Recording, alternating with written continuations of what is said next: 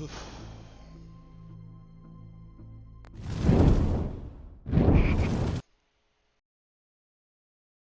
right, here we are. Here we are.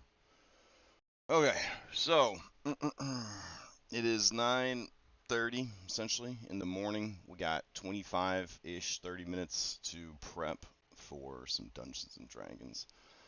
So what are we gonna do? What's happening? What's going on? All right.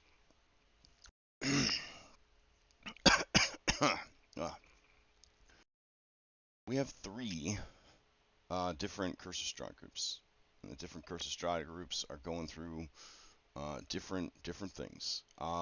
They're taking different paths through the story. Currently, Daybreak is somewhat directionless. Um, I'm gonna walk through each of the surviving members of the Walking Dead PC wise. Then I'm gonna go through the NPCs because I feel like to run this next bit, we need to understand these characters. Okay, so we need to understand these characters. You'll notice that there's dramatically less NPCs here than in, say, my other games. These guys are very loose late nowadays with their NPCs. Okay, so on this end of the spectrum, we have Tiernan Beckett. Tiernan Beckett is a former firefighter turned EMT worker from Seattle, originally from Scotland, legally immigrated to America. You guys don't know he's from Scotland because, one, he got an American accent real fast and real good like because he got tired of being a redhead that got teased for having a Scottish accent. And two, and you're running another Curse of Strahd game soon? Damn, dude. Um, wow. And then two, Nathan didn't feel like doing a bad Scottish accent the whole time, and I respect that. If you do a real bad Scottish accent, hell, if you do a really good Scottish accent, I feel like people don't take your character as seriously, or they like think that you're like a World of Warcraft dwarf, or they just have like a preconceived idea about how your character's gonna act. So, good idea for him to get rid of the accent. Anyways, accent aside, he was horribly burned, in a fire trying to save some people. A lot of those people died. He was in recovery for a long time. He finally, got, you know, not over it, but he decided to move on with his life. Couldn't be a firefighter anymore, became an EMT because he still wanted to help people and he still wanted that sort of risk and everything. Um, Very smart, very strong, very wise. Like he's doing pretty good all over the map. But he is real hard to deal with, right? He's real opinionated. He's real gruff. He interrupts people. He cuts people off. He's got strong ideas and strong ideals, and he's not afraid to kind of put them out there. Um, you'll notice in this game, most of them ditched their charisma because they had a bad roll. And that bad roll, I think, has just been a big detriment to the group. You got Daniel here. So Daniel, you're looking at his stats, you're like, why aren't his stats terrible compared to everyone else? So Daniel has made a deal with a dark power. So the dark power is the living storm. It's a evil air elemental that was so malicious and so terrible it waged storms across entire worlds and wiped them out and traveled the astral seas looking for more worlds to destroy with its storms. Okay, it was captured, put in the Ember Temple for safekeeping, but now it's got a champion in Daniel. Daniel, for his part, is your classic disenfranchised modern young man. He doesn't really know what he's supposed to do. He doesn't know what he wants out of life. He's getting conflicting messages his whole life about who he should be, what he should be, how he should live his life. Inevitably, he went towards crime. He was also an EMT slash nurse kind of practitioner, but it was not enough for him. It didn't hit all the neurons in the brain right. So he was also a burglar on the side. He would burglarize the houses of people he knew were in the hospital. So it's kind of a sack of shit, right? Like he would, EMT drive him to the hospital, know where their address was, and then go pretty much right after work and rob their fucking house while they're in the hospital, like a real sack of shit.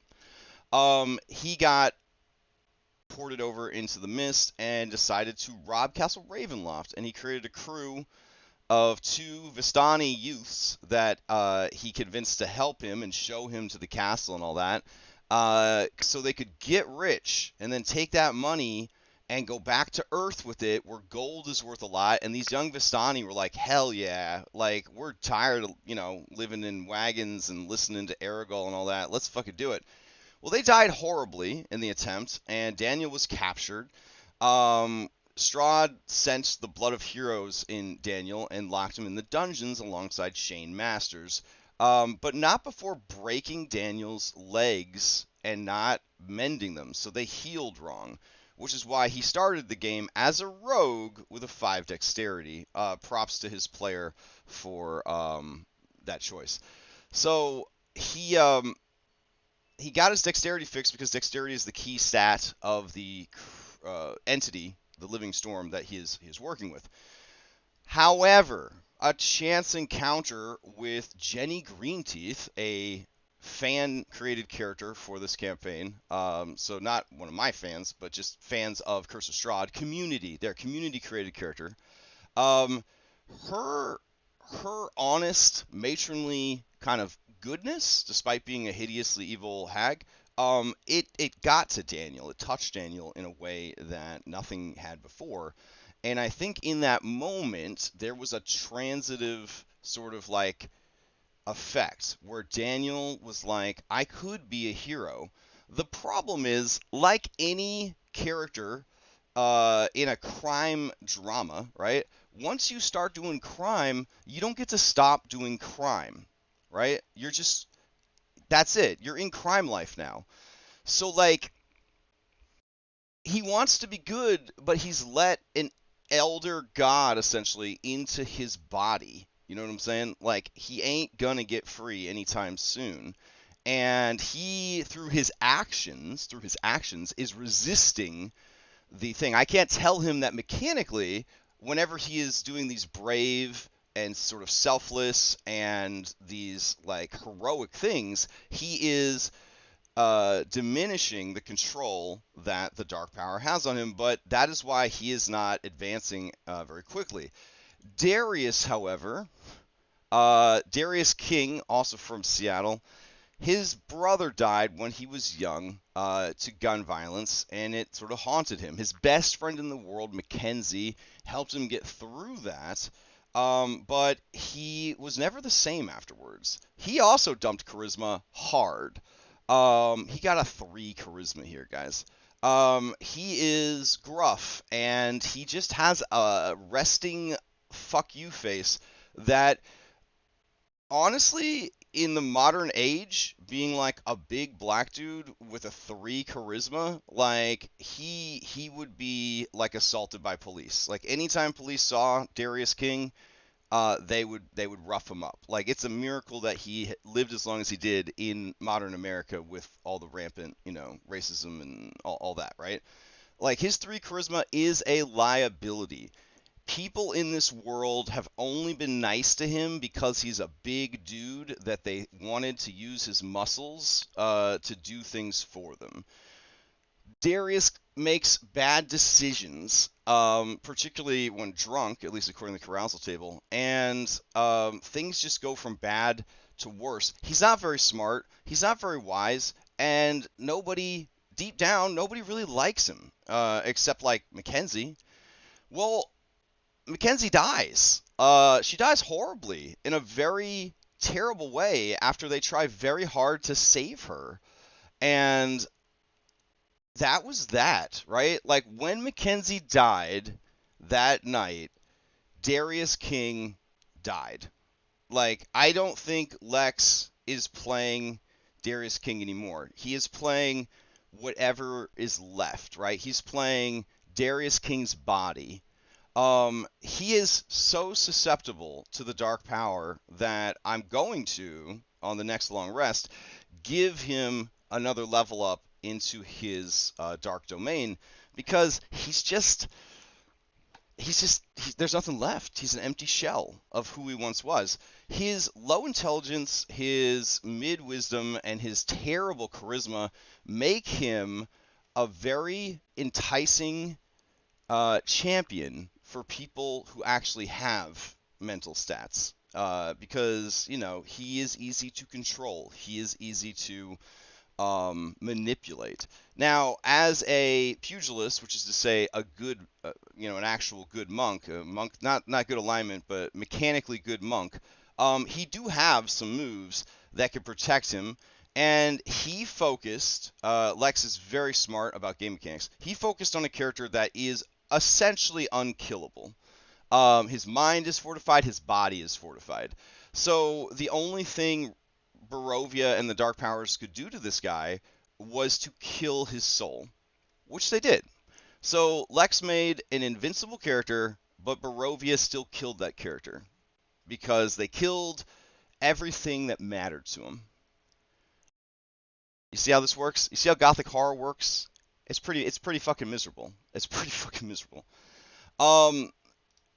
Darius doesn't want anything except to kill Strahd. He blames Strahd for everything that happened.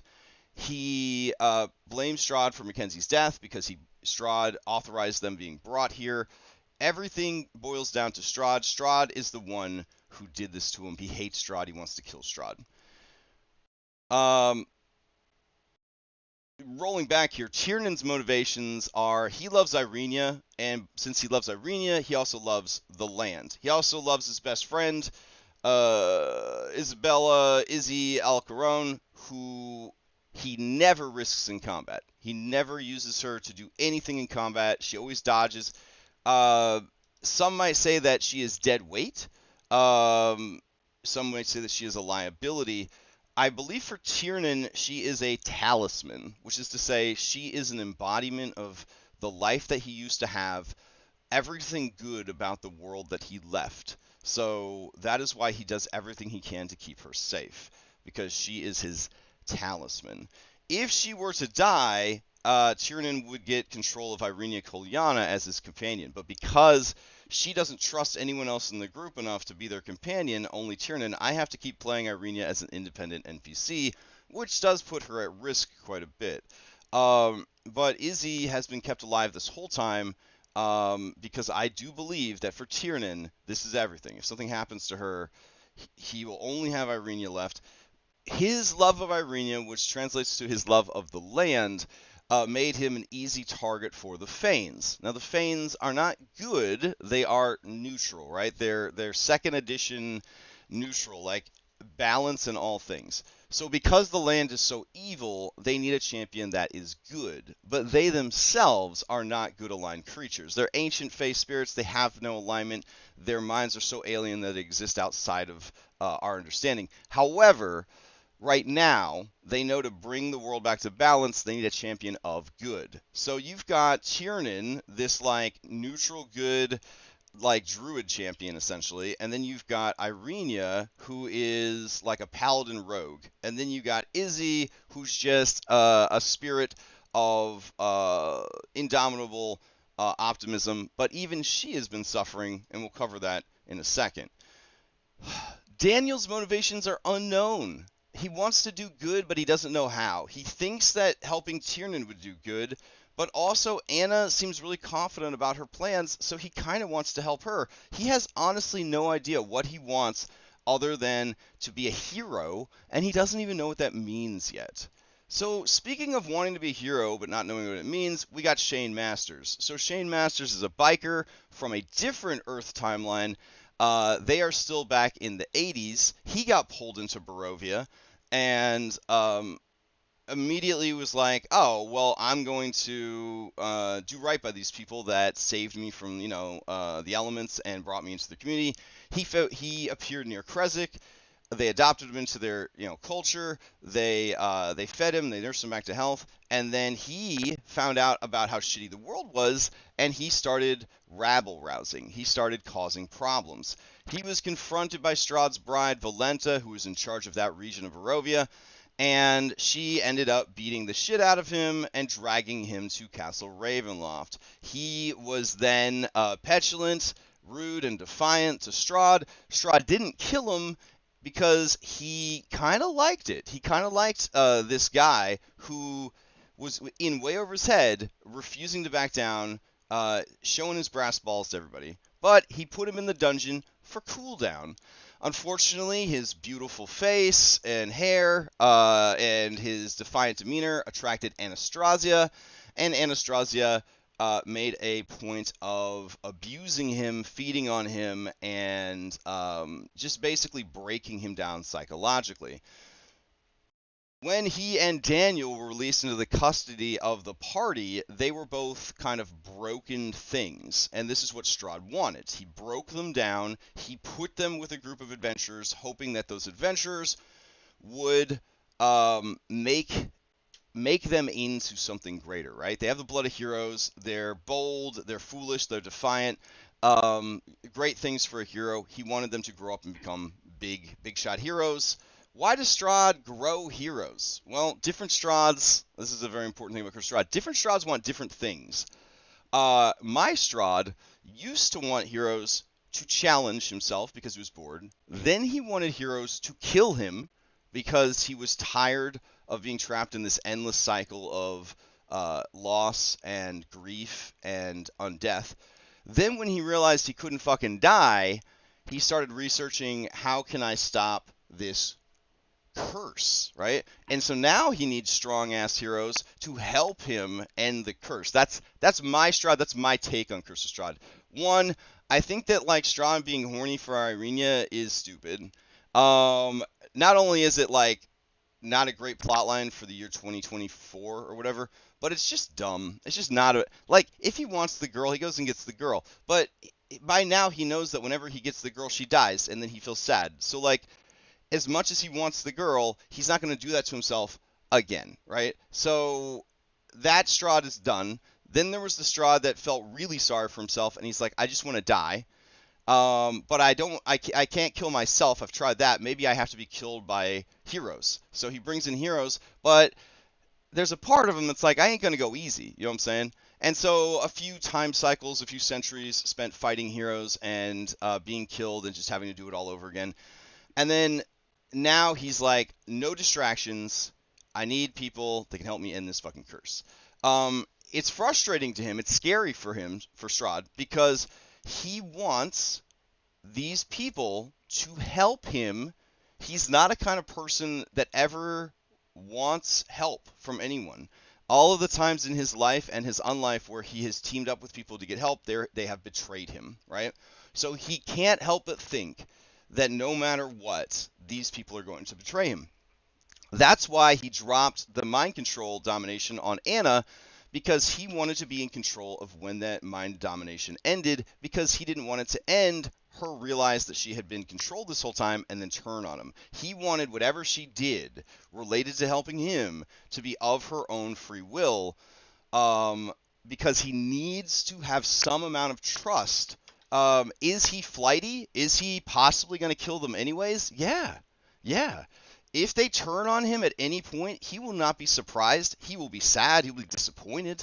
But he won't be surprised at all. The dude's been living in a gothic horror Groundhog's Day for countless centuries, right? He's used to not having hope. He's used to things falling apart. He's used to good things being bad, right?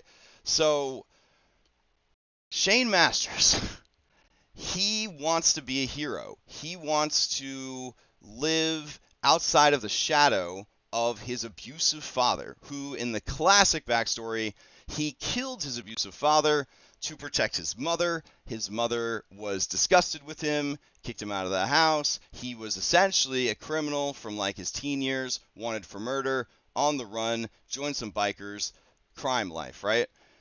He saw coming here as an opportunity to start over and to reinvent himself and redefine himself and be a different man than his father's son, which is why last session when Strahd kept talking about Shane's father, that was Strahd deliberately fucking with Shane. Because they have a lot of information on him from all the Anastasia torture and mind control and succubus action and all that kind of stuff. Shane wants to kill Strahd. he didn't know how much he wanted to kill Strahd until Strahd started fucking with him. Now he views Strahd as a talisman. Strahd is a talisman representing his father. If he can defeat Strahd, he can defeat his father. If he can kill Strahd, he can kill his father once and for all. If he can kill Strahd and free Barovia from his influence, he can save his mother all over again. Do you see where this is going? Like, Shane is very much with Darius. They want to kill Strahd. That's all they want. They don't care about anything else anymore. They just want to kill Strahd. Daniel, he just wants to be a hero. He doesn't know what that means. Tiernan, he wants to save the land. He wants to be a good guy. He wants to do the right thing. So on the other end of the spectrum, you've got Anna of Barovia. So because dice tell a story, we started with a man and his daughter. The man died. The man's daughter died as in the death house.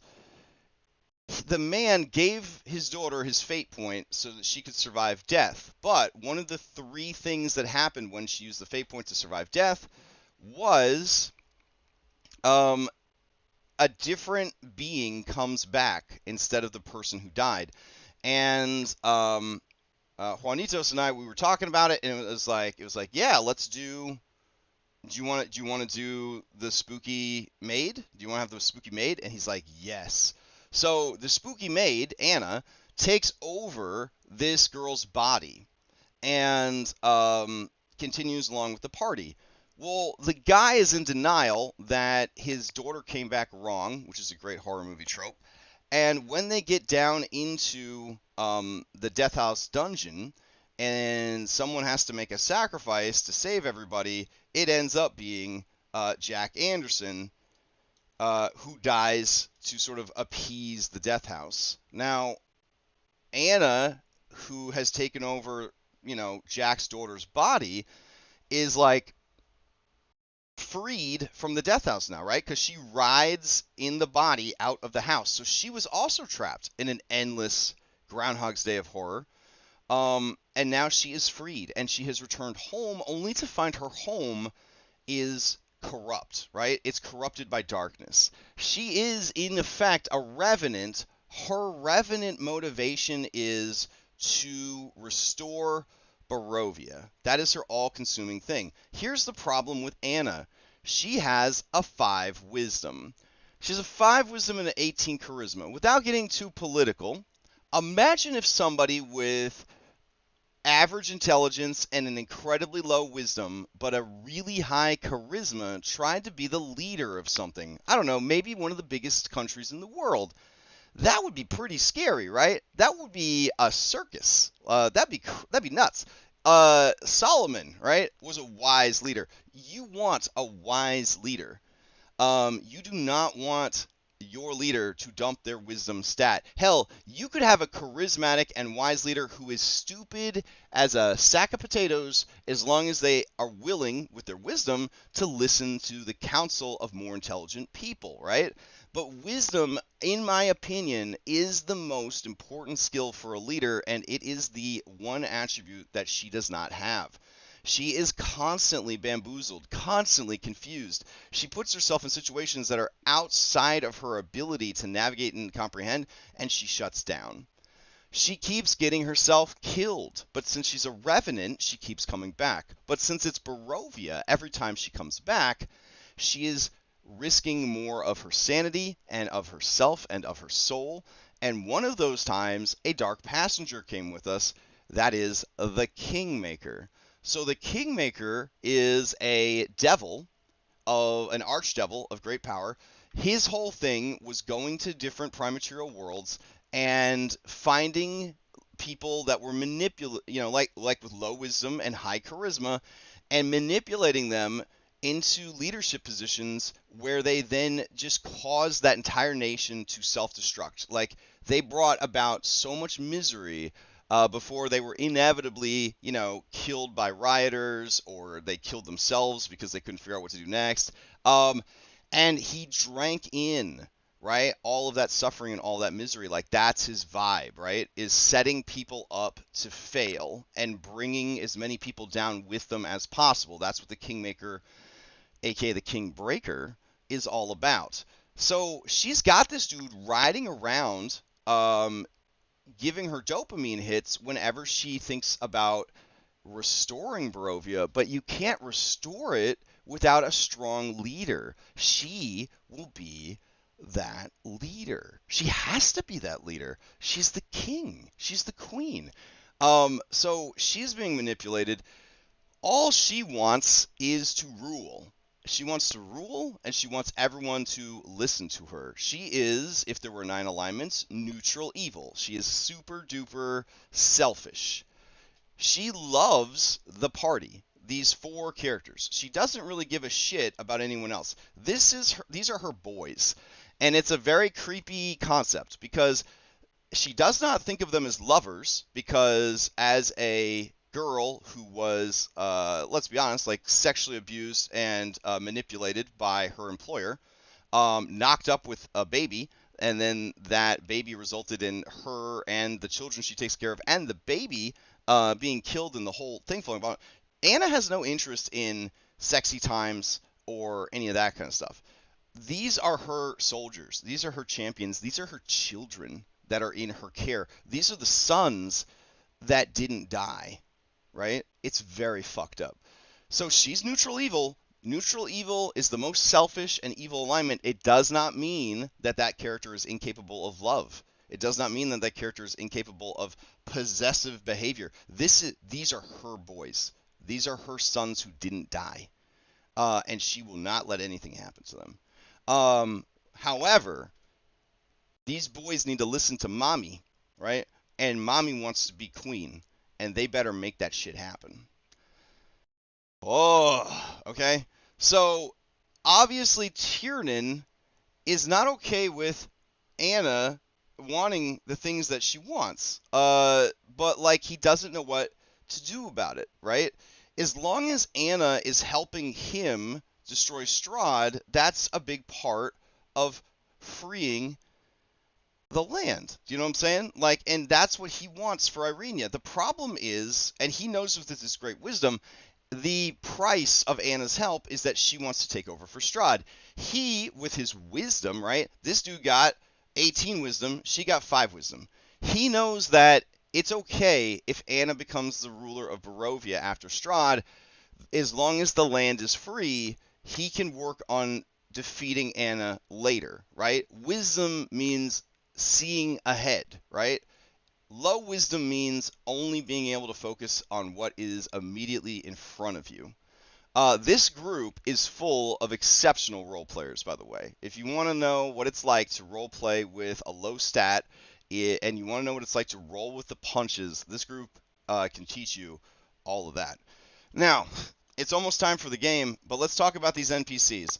Irenia gave up going to heaven because she would rather die her own person than become someone else and leave behind the man that she has fallen in love with.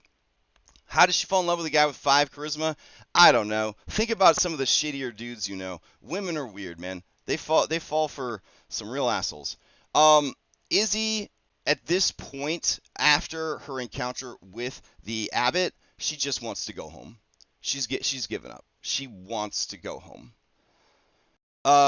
Dog is a druid. They are a faithless who had a crisis of faith and fled the order before the Winter Splinter initiative kicked off.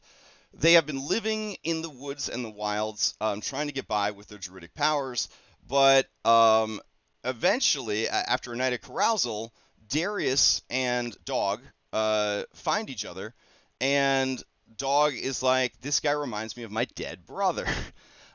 Maybe I can just pretend to be a dog, and he doesn't seem too bright, so I'll just be his dog. And so he is. So Darius has a secret druid who's pretending to be his dog. How does he keep his wild shapes going so long, Crash? Shut up. Shut up. Shut up. I thought you said that the druids in this setting can't wild shape. They can only use barkskin. please be quiet. I don't want any of your flack. This is a cool idea, and I don't want any of your flack, okay? You know how they can do it? Magic. That's how they could do it. Case closed. All right, over here, we got Zaluka, their fated ally. As their fated ally, she is bound by fate to help them, even though they are a fucking mess. Actually, as a chaotic evil werewolf, she's happy that they're a fucking mess, because she's a mess, because chaotic evil. She likes how morally loose everyone is in this party. She likes how chaotic they are, how unorganized they are. She likes how cruel they are. She's honestly a good fit for them, and they're a good fit for her. She do want to rescue her husband. That's very important. And if they do rescue her husband, she will convince him to take back leadership of the Wolves of the North, and they will be essentially in the sway of Anna and the party. So, Zaluka not overly complicated, right? Then you got Esmeralda. Esmeralda is technically chaotic good. She is about to just call it off. She is about to say, fuck all this. I'm out. I'm out, right? It's too much. It's just too much. They are out of control. They are. She doesn't know what they're trying to do. Every single session, I wonder if this will be the last session for Esmeralda. For anyone curious, Esmeralda will not take the Stone of Winter. It belongs here in Barovia, and its fate is sealed here in Barovia. It's not hers to take, but she is very close to just fucking off and saying, I'm out of here. So anyways, that's the recap and summation of the party and their NPCs and where they are currently at. I don't know what's going to happen next, but at least I feel like I have a good understanding of the actors in this play. Whew, I got to go run the game. Hope everybody has a great Sunday. I may be back later today to do some Mythic prep. If not, I'll be back to run Mythic tonight, and I will see you next time.